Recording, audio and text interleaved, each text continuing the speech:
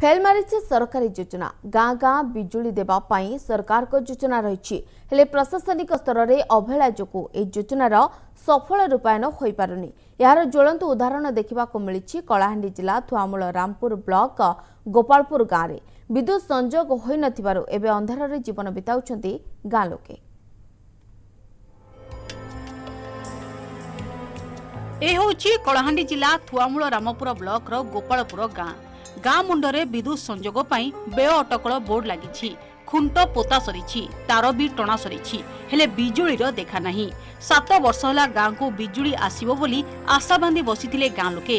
एथिपाई TV fridge आदि अन्यान्य विद्युत उपकरण किनिथिले गाँ लोके हेले विद्युत संजोग न हेबारु से सबु अळंदु लागि गलानी।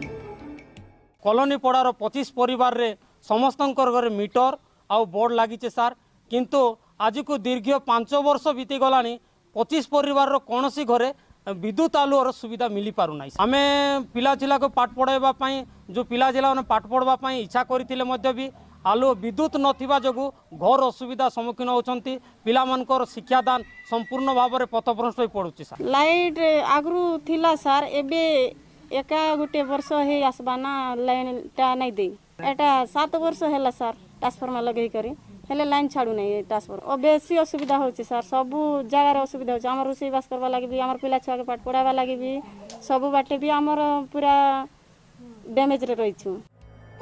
विद्युत संजोग होई नथिबारु छात्र छात्री माने पाठ पढ़ी पारु नथबा अभियोग होईछि। संध्या हेले गाँ लोकंक चिंता बढ़ी जाउछि। चिमिनी आलुओ गाँ लोकंक सहारा पालटुछि। सेपटे एने विभागीय अधिकारी प्रतिक्रिया मिली पारि नाही। एने लांजुगड़ विधायक दृष्टि आकर्षण करिबारु एने पदक्षेप नेबे बोली कहिसंती। सूचना अच्छी से मो पाखे भी आसते 3 वर्ष हम सेटारे इलेक्ट्रिक पोल पोता होकर घर घर को माने करेन्ट माने से बोर्ड पोड़ मारिक आज पर्यटन चार्ज होनी ट्रांसफॉर्मर रे।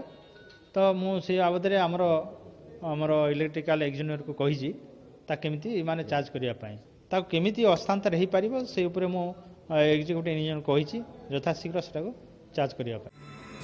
केबे गोपालपुर गाँ लोकंक दुख दूर हेबो आउ केबे गाँ को विद्युत संजोग हेबो ताकु ही अपेक्षा। कलाहांडी मनोज कुमार नायकों रिपोर्ट MBC न्यूज।